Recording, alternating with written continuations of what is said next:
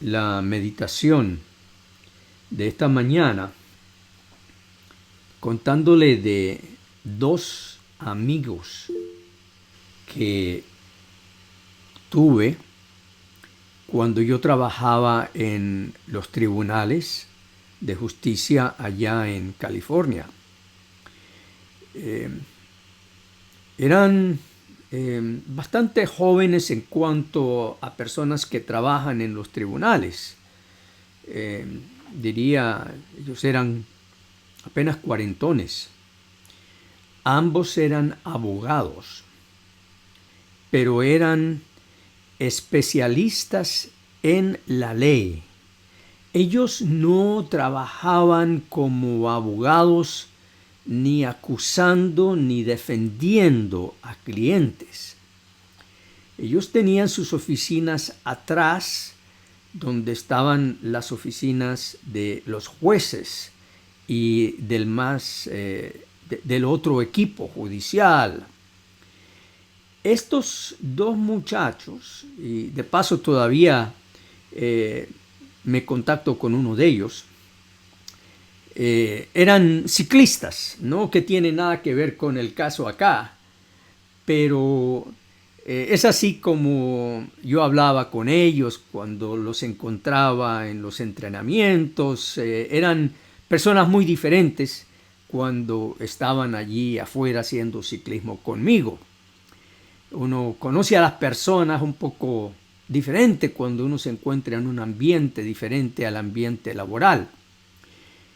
Y tenían un trabajo que ellos me decían, tenemos un trabajo perfecto, porque ellos no tenían que entrar a las 8.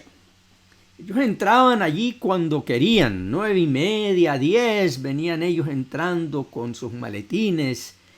¿Y qué es lo que hacían? Estos muchachos, por ser expertos en la ley, recibían casi todos los casos que los jueces no podían resolver para dar un dictamen justo y apropiado a los casos más difíciles y enredados, especialmente casos en lo penal. La culpa que podía llevar un caso cuando había varios acusados y quiénes eran los cómplices, quién llevaba la mayor culpa, quién debía tener mayor castigo, y si alguno de ellos había sido algún informante para la policía, cuánta culpa debía llevar, si es alguna. Es decir, todos los casos más difíciles llegaban a estos dos muchachos que trabajaban detrás de cortinas, y los jueces les dirigían todas sus preguntas a estos dos muchachos. Y a veces yo veía como estos dos muchachos salían de las oficinas de los jueces con sus expedientes en mano, o a veces los veía yo a ellos en las oficinas de los jueces explicando sus fallos, porque realmente eran los muchachos los que le aconsejaban a los jueces según la ley. Y la gente que era acusada, cuando se ventilaban los casos en los tribunales, no tenían la menor idea que sus casos realmente se habían juzgado, se habían fiscalizado, se habían ventilado, y ellos estaban recibiendo sentencia no directamente de parte del juez, sino según estos muchachos interpretaban sus delitos a la luz de la ley. Y eso sí, en sus oficinas parecían bibliotecas, estaban llenas de libros y tenían unas computadoras las más modernas con unas tremendas pantallas. Creo que cada uno tenía al menos 2 o 3 pantallas donde podían acudir a los libros de la ley, los más recónditos, la ley más antigua, y ellos eran los que escribían varias hojas, dando el apoyo judicial para que el juez entonces estudiara sus asesoramientos y en base a lo que ellos habían encontrado, el juez dictaminaba la ley. Y el juez casi nunca, los jueces, porque eran varios, casi nunca se apartaban del dictamen de estos dos muchachos. Y nadie sabía realmente allá afuera, nadie sabía que ellos existían. Todos pensaban que todo venía de parte del juez o del abogado defensor o de parte del Ministerio Público, pero eran estos dos muchachos quienes realmente decidían en la mayoría de los casos si el acusado iba a tener cárcel o hasta la pena de muerte, porque ese era el trabajo de estos dos abogados expertos en la ley. Y este es un trabajo que siempre ha existido, sea en Estados Unidos, en Europa, y remontando a la antigüedad. En el tiempo de Jesús también había expertos en la ley. Es decir, a estos expertos en la ley no se les pasaba nada. Estos dos muchachos tenían una memoria, yo diría que era una memoria fotográfica, porque se podían recordar de dónde y en qué tomo de la ley se había dictado un fallo o algo similar y podían acudir allí. No, estos muchachos eran brillantes. Me consideraba muy honrado de ser amigo de ellos. Y bueno, así fue en el tiempo de Jesús. No sé si tengo aquí acceso a la pantalla todavía o si voy a ver. Sí, yo creo que sí, déjenme ver. Aquí está. Uy. Un momentico, tengan paciencia conmigo, que tengo varias ventanitas abiertas acá. Vamos a comenzar aquí con Mateo 22.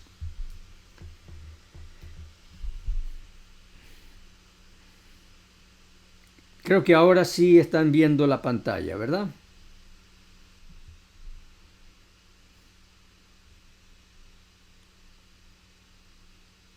Está un poco lento aquí todo.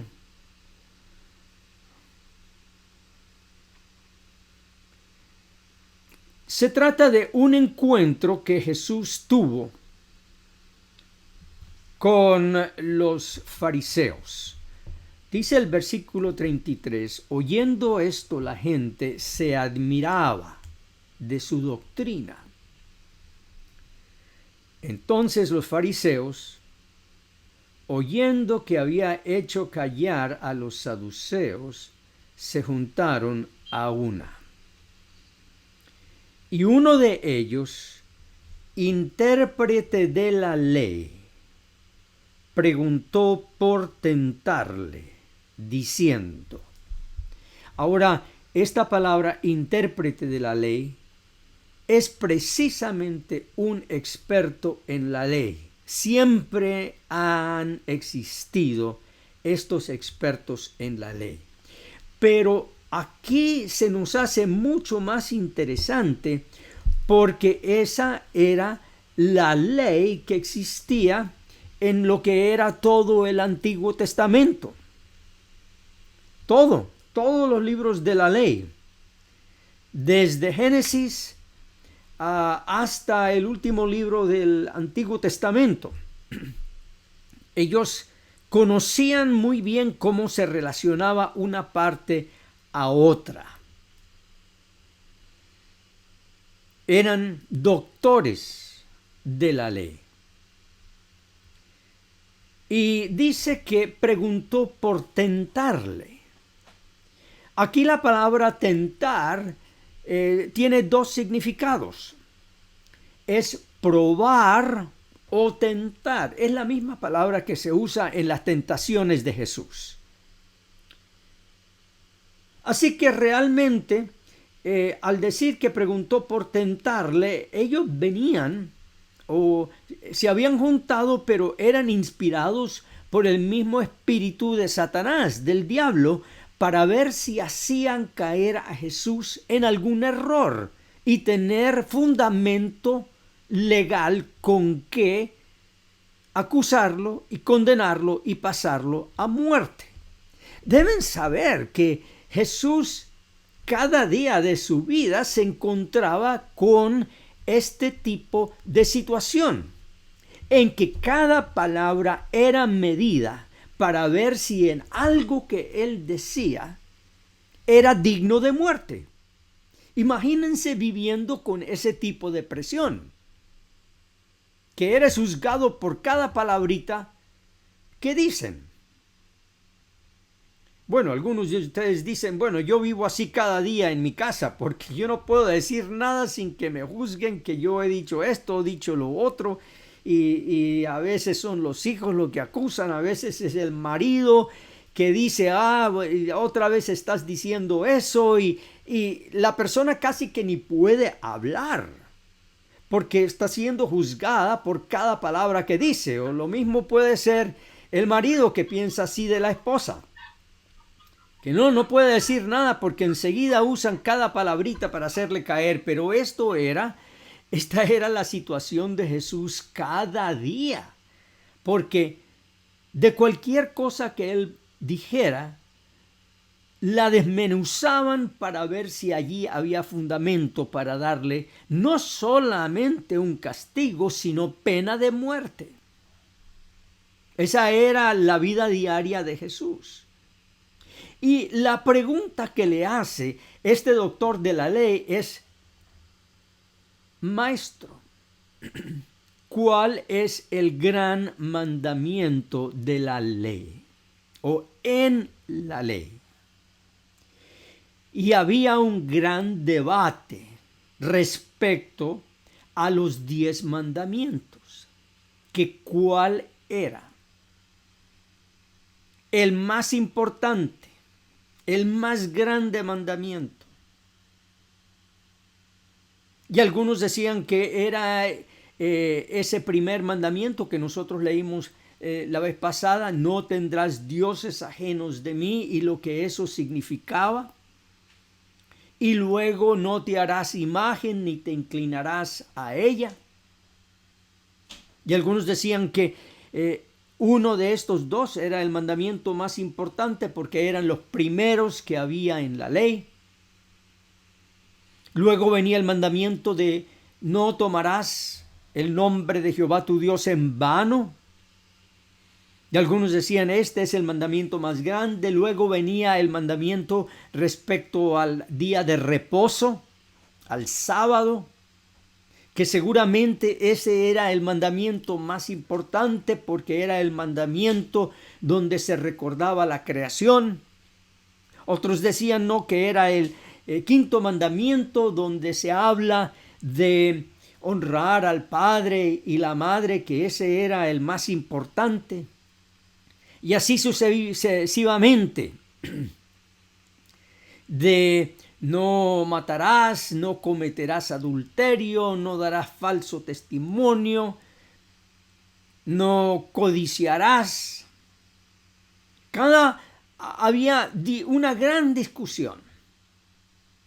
Y entonces aquí le ponen esta tentación para ver, o esta prueba para ver si él va a caer y va a tirar abajo algunos de los mandamientos por poner encima otro.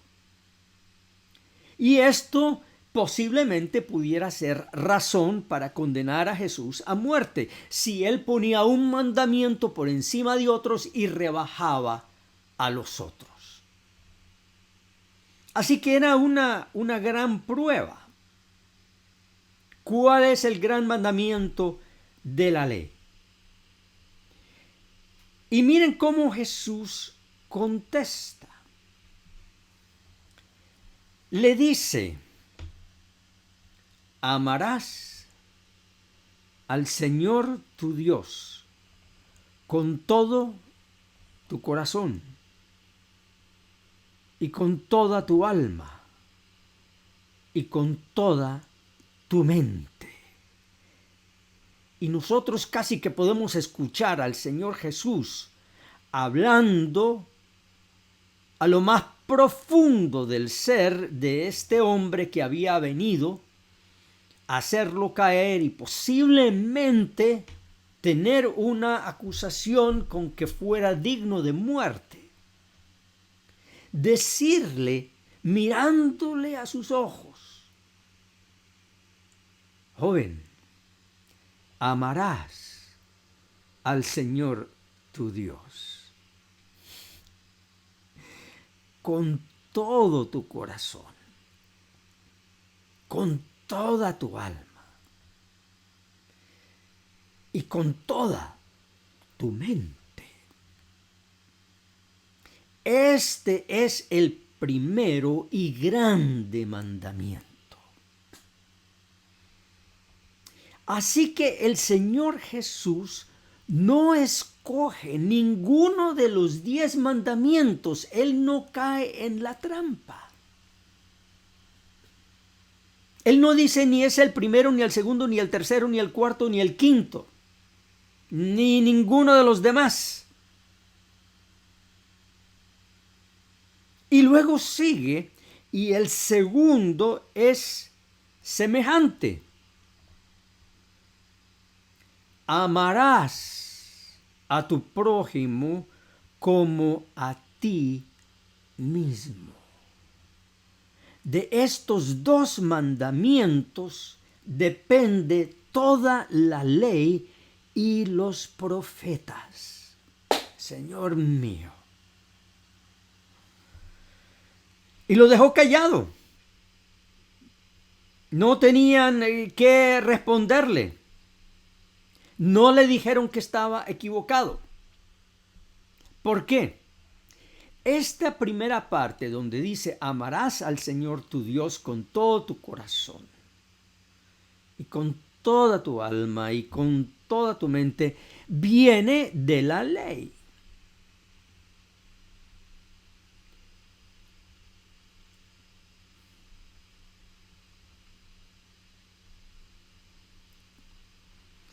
Está en Deuteronomio capítulo 6. Y es Moisés el que habla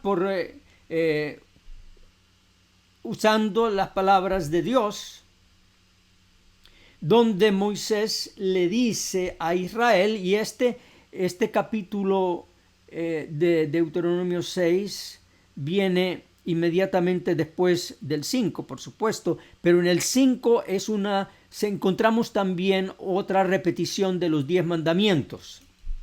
Entonces el mismo Moisés les dice: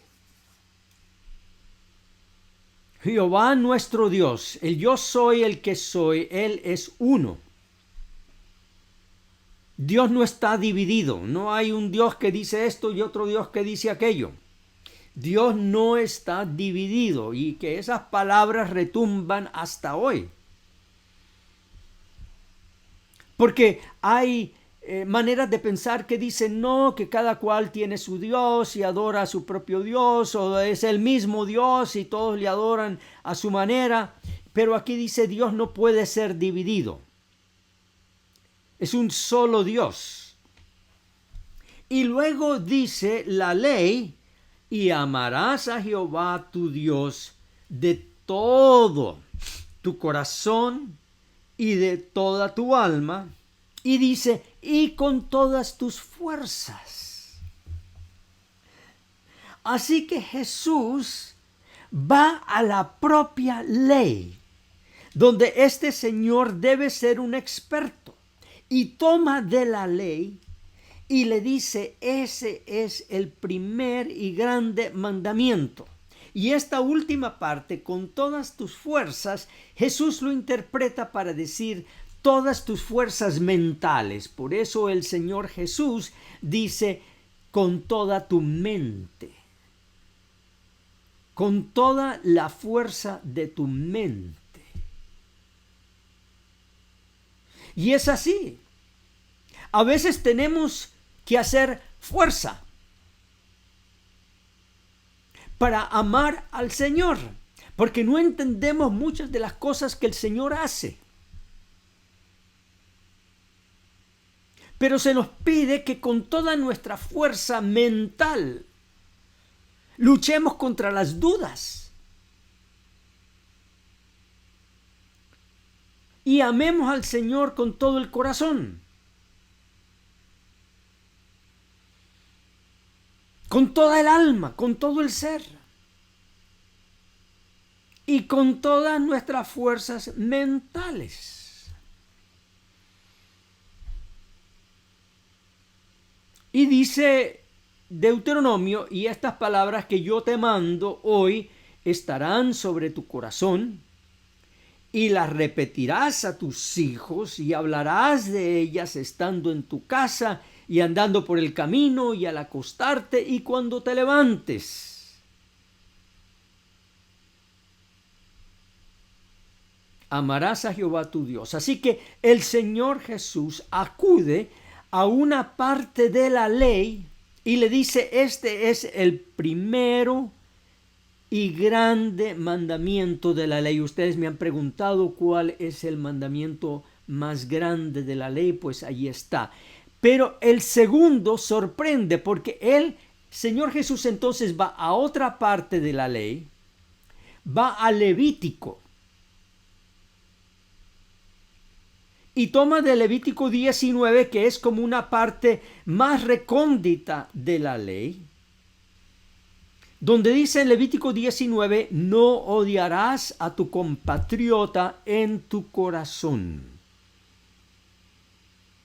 Podrás ciertamente reprender a tu prójimo, pero no incurrirás en pecado a causa de él. No te vengarás, ni guardarás rencor a los hijos de tu pueblo, sino que amarás a tu prójimo como a ti mismo.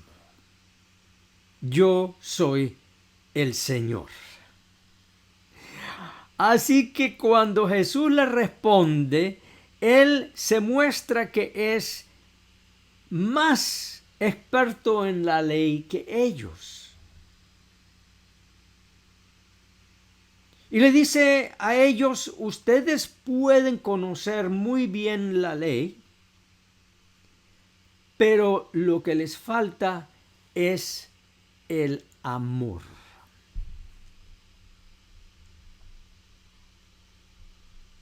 Entonces Jesús junta aquí a Deuteronomio con Levítico en su respuesta a este experto de la ley. Y luego el Señor Jesús le dice, de estos dos mandamientos depende toda la ley y los profetas. Ahora, cuando ahí dice la palabra depende, realmente la palabra en el griego es de estos dos mandamientos cuelga toda la ley y los profetas. Es decir, que por un lado está el amor a Dios con todo el corazón, con todo el alma y con todas las fuerzas de la mente. Y por otro lado está el amor al prójimo. Y cuando el Señor Jesús dice es semejante al primero, que el amor al prójimo es semejante al primero, quiere decir que también se requiere que al prójimo lo amemos con todo el corazón y con toda el alma y con toda la mente. El segundo es semejante. Y luego dice, él depende o cuelga. La palabra es cuelga. Es la misma palabra que durante el tiempo de los romanos se usaba para describir la horca. La gente que pasaba a la horca se colgaba. O si no, en una crucifixión colgaban de la cruz. Una respuesta muy profunda, porque el Señor Jesús les dice, ustedes pueden entonces tomar los 10 mandamientos, pero cada uno de esos mandamientos lo necesitan colgar o en el amor a Dios o en el amor al prójimo. Es como tomar algún adorno o alguna cosa y ponerlo debajo de uno más grande. Cada uno de los mandamientos se cuelga o debajo del amor a Dios o debajo del amor al prójimo. Pero cuando el Señor Jesús dice cuelga toda la ley y los profetas, Él está señalando también al hecho de que Él se entregó a sí mismo y fue colgado en la cruz, porque Él sabía que todo ser humano ha incumplido a estos dos grandes mandamientos. Nosotros, aún los que hemos conocido el Evangelio y estamos en la fe, también incumplimos al perfecto amor a Dios con todo el corazón y con todo el alma y con toda la mente, porque sabemos que muchas veces el corazón, el alma y la mente se va detrás de otros dioses y se inclina ante ellos. Y que en nuestro corazón amamos a los que amamos, a los que nos aman, a los que nos hacen el bien. Pero cuando se trata de los que buscan nuestro mal o los que no están de acuerdo con nosotros en alguna situación, los que pensamos nos han hecho algo muy grave, allí quebrantamos este segundo mandamiento. No podemos amarlos con todo el corazón, menos mal con todo el alma, y las fuerzas de nuestra mente no están allí para amarlos. Entonces, el Señor Jesús tuvo que ir a la cruz y colgar de la cruz en nuestro lugar, porque nosotros merecemos la condena de toda la ley y de todos los profetas. Y eso es lo que nos dice el apóstol Pablo cuando precisamente está enseñando sobre este tema. Hablando de este tema de nuestra obediencia a la ley, el apóstol dice, Cristo nos redimió de la maldición de la ley, hecho por nosotros maldición, porque está escrito, maldito todo el que es colgado en un madero. Así que el apóstol Pablo entiende, siendo él también un experto en la ley.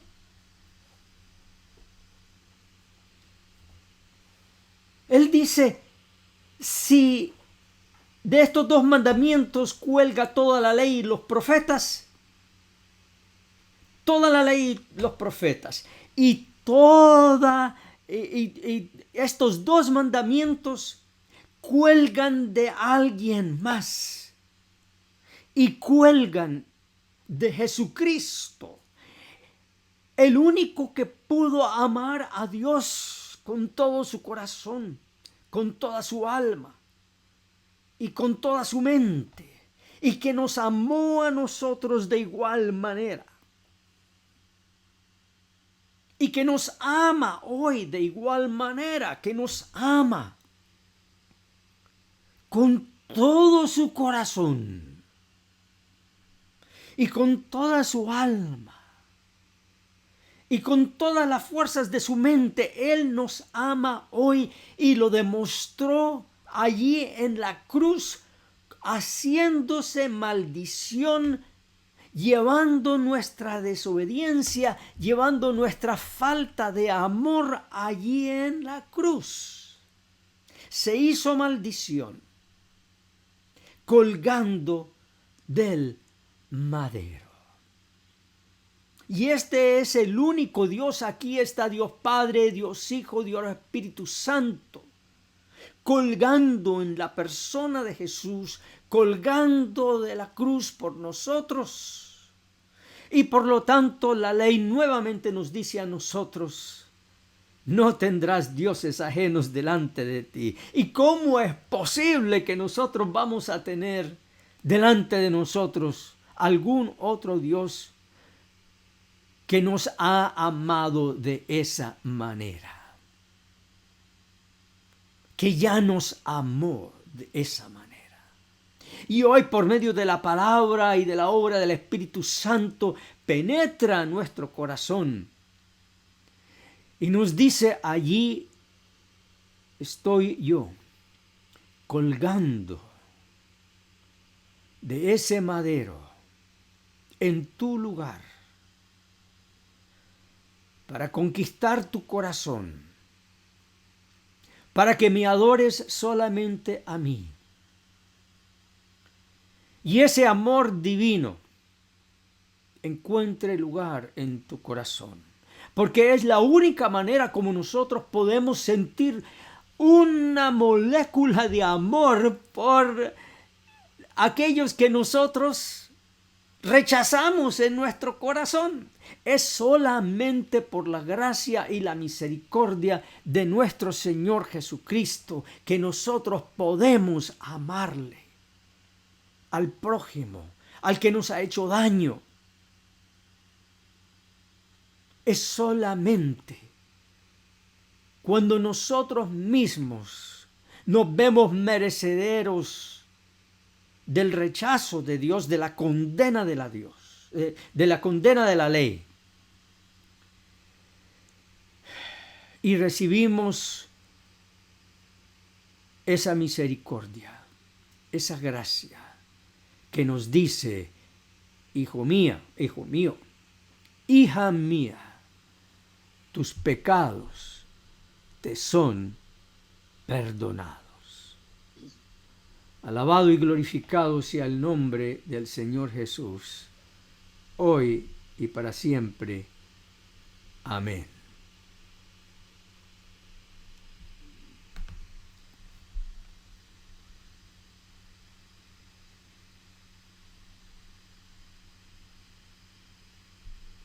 Amén, amén. Amén, amén. Gracias, pastor. Bendiciones.